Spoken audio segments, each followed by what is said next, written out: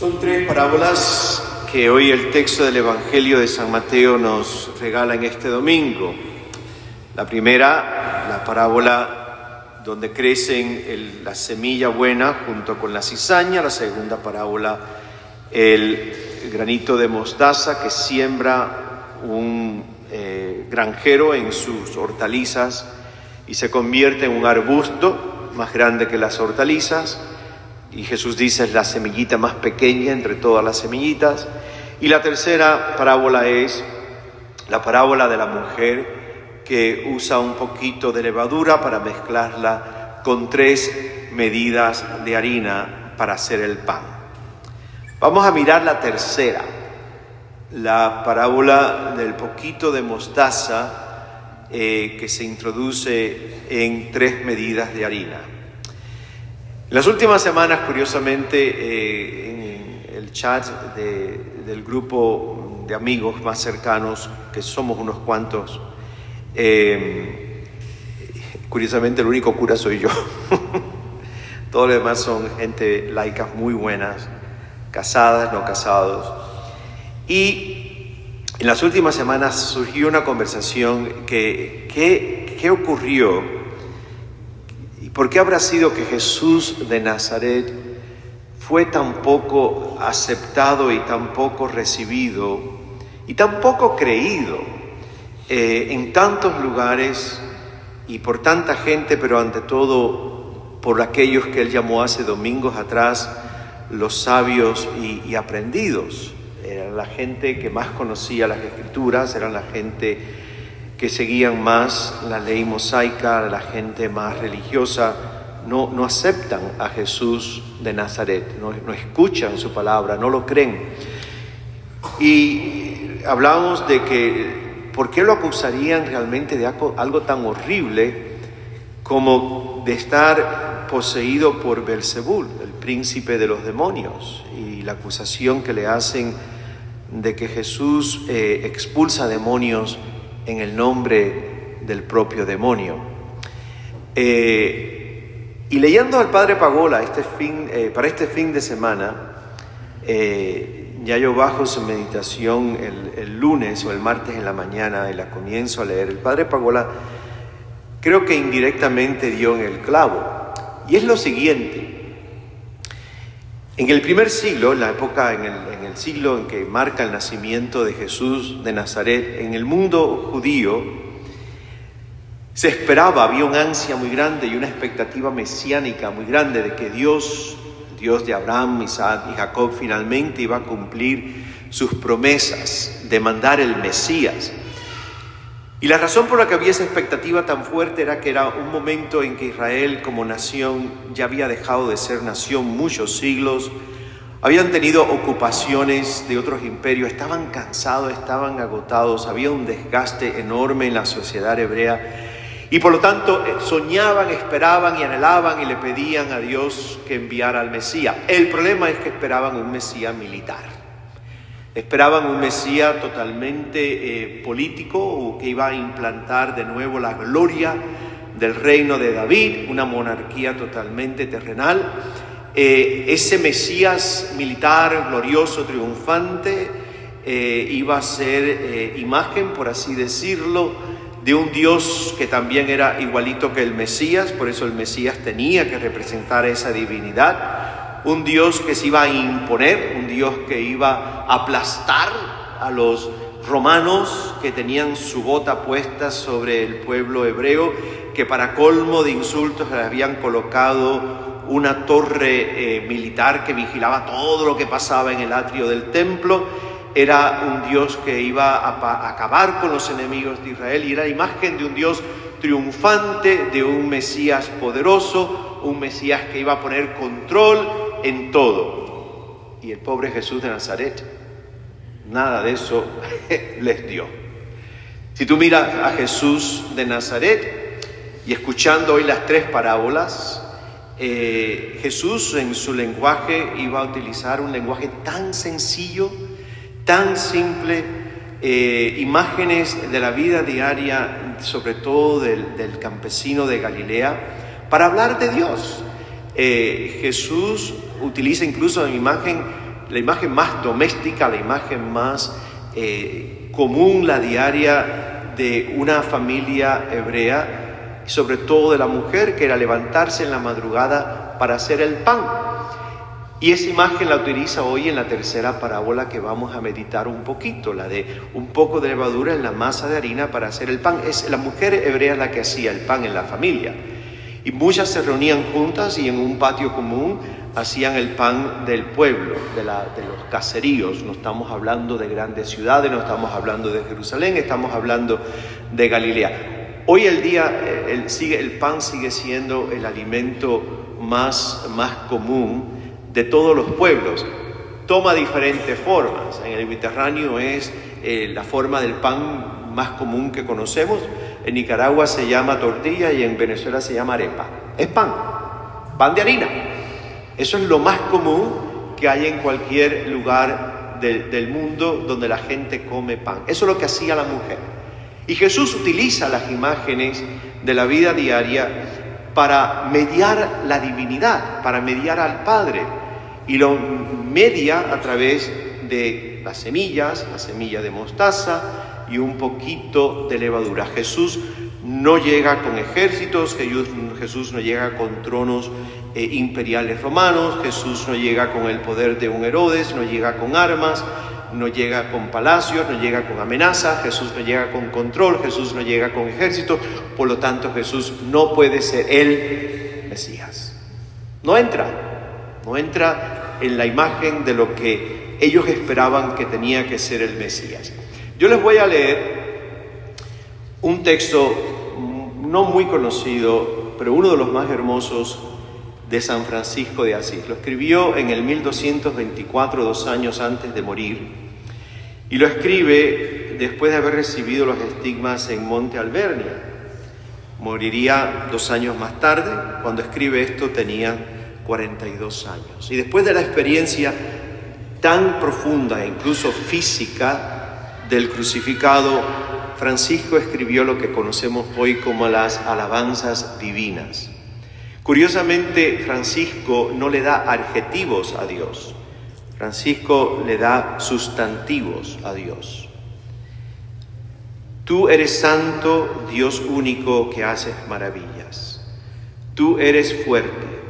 Tú eres grande, tú eres altísimo, tú eres Rey omnipotente, tú eres Padre Santo, Rey del cielo y de la tierra. Tú eres trino y uno, Señor Dios de los dioses. Tú eres el bien, todo el bien, el sumo bien, Señor Dios vivo y verdadero. Tú eres amor, tú eres caridad, tú eres sabiduría, tú eres humildad. Tú eres paciencia, tú eres belleza, tú eres seguridad, tú eres paz, tú eres gozo y alegría, tú eres nuestra esperanza. Tú eres justicia, tú eres templanza, tú eres toda nuestra riqueza, tú eres belleza, tú eres mansedumbre, tú eres protector, tú eres nuestro custodio y defensor. Tú eres fortaleza, tú eres refugio, tú eres nuestra esperanza, tú eres nuestra fe, tú eres caridad, tú eres nuestra dulzura, tú eres nuestra vida eterna, grande y admirable Señor, Dios omnipotente, misericordioso Salvador. Tú eres, tú eres, tú eres, tú eres. Y fíjense que lo que siguen son sustantivos, no son adjetivos. Él no dice, tú eres bello. Francisco dice, tú eres belleza. Y así, las que saltan a la vista, curiosamente, siempre ha sido, en la tradición franciscana, las siguientes, de las preces divinas. Tú eres humildad, Dios. Tú eres paciencia, tú eres belleza, tú eres templanza, que significa moderación, tú eres mansedumbre. Si Dios es humildad, paciencia, belleza, moderación y mansedumbre, no nos extrañe entonces que Jesús de Nazaret al hablar de Dios, su Padre, y del reino de Dios, va a utilizar imágenes tan humildes y tan mansas como puede ser un granito de mostaza y un poquito de levadura en la masa. Porque Jesús sabe que su Padre trabaja desde adentro, no desde afuera. Dios trabaja desde adentro hacia afuera. Jesús sabe que su Padre trabaja en el silencio. Jesús sabe que su Padre trabaja en lo oculto, como la semilla sembrada en una tierra. Y Jesús sabe que su Padre trabaja y encuentra fertilidad donde el corazón del hombre y la mujer son auténticamente humildes. Auténticamente, subrayemos, humildes. Por lo tanto, el reino de Dios es grande y es poderoso, como es el granito de mostaza. El problema es que nosotros escuchamos siempre el granito de mostaza y pensamos en el tamaño. El granito de mostaza, el problema no era el tamaño. El granito de mostaza era que, curiosamente, este jardinero siembra un árbol de mostaza en su huerta. Era lo último que hacía un jardinero. Porque el árbol de mostaza se consideraba incluso una maleza. La semilla de mostaza, el viento la soplaba fácilmente porque no pesa.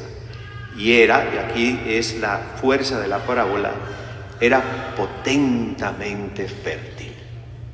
Un granito de mostaza te llenaba un jardín y te lo podía dañar, porque el árbol crecía con una rapidez enorme y podía transformar por completo un terreno enorme.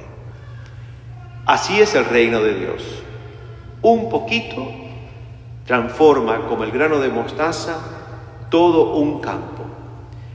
Y la levadura, aquellos de ustedes que hacen pan, saben que solamente se necesita un poquito. El texto dice a una mujer que hace pan con 3 medidas de harina. ¿Quieren saber a cuánto equivalían 3 medidas de harina del primer siglo a hoy? 50 libras de harina, de los cuales comían más de 100 personas. Quien escuchó el texto en aquel momento entendía perfectamente. 50 libras de harina, y para transformarla en un pan que alimente a 100, lo único que se necesita es un poquito de mostaza. Pagola dice, el padre Pagola, que Dios no se impone, Dios atrae. Y yo cuando lo oía decía, es verdad, los profetas lo dicen. Me dejé seducir, es un Dios que nunca va a parar de seducirte a ti y a mí, nunca va a parar de que nos enamoremos de Dios, pero no se impone, atrae. Se hace un Dios enamorable, por así decirlo, y Dios es como el muchacho que le cae atrás a la muchacha hasta que la muchacha le dice que sí, o la muchacha le cae atrás al muchacho hasta que el muchacho le diga que sí. Así es Dios, no se impone, Dios atrae. Jesús es la imagen encarnada, la imagen humana de este Dios. ¿Y cómo es esta imagen, el Verbo eterno del Padre encarnado? ¿Cómo es? Pues se encarna en un pueblito, ni pueblo todavía, era caserío, Nazaret, en el primer siglo, en una muchacha desconocida, apenas adolescente. Decide nacer el Verbo eterno en una cueva de Belén, un caserío a las afueras de Jerusalén. Adulto será un predicador itinerante, donde dirá que no tiene dónde descansar la cabeza. Y será un predicador de largos días, de cansancio y de hambre. Y un predicador que no va a llegar con fanfarria a ningún pueblo. No llegará con ejércitos, no llegará con orquestas, no llegará con trompetas, no llegará anunciado como llegaba el emperador. Llegará con un grupo de hombres, unos cuantos discípulos, que por mucho tiempo ni lo entendieron y tenían ellos sus propias ideas, sus propios proyectos, y un grupo de mujeres que eran las que tenían un poquito de más sentido común y fueron las más fieles de todos los discípulos. A Jesús lo llaman Maestro Bueno. Curiosamente, ayer en el texto de la fiesta de María de Magdala es la palabra con la que ella se dirige al resucitado: Maestro, Rabboni. Y la última oración de ayer, de la misa de María de Magdala, terminaba con la palabra su Maestro. Este Maestro, bueno, cuando habla va a enseñar con el lenguaje, como dije, diario, del pueblo que lo escucha. Ovejas, pastores que se le pierden ovejas, lluvia y sol que cae sobre los campos, flores, trigos, aves del campo, mujeres que hacen pan, mujer que se le pierde las monedas y hace fiesta cuando finalmente la encuentra, llama a las vecinas y va a comunicarse como un maestro bueno, de una empatía enorme ante el sufrimiento de los demás. Gente, este es el Señor que seguimos. Este es el que amamos, este es al que le oramos, este es al que le cantamos y este es el que recibimos en la palabra y en la Eucaristía. Tú y yo, dice el Padre Pagola, estamos llamados a ser simplemente un poquito de levadura, un poquito, para entonces poder transformar la masa que se llama nuestro mundo. No estamos llamados a escaparlos, ni tampoco estamos llamados a ser parte. Estamos llamados a estar, no a escapar.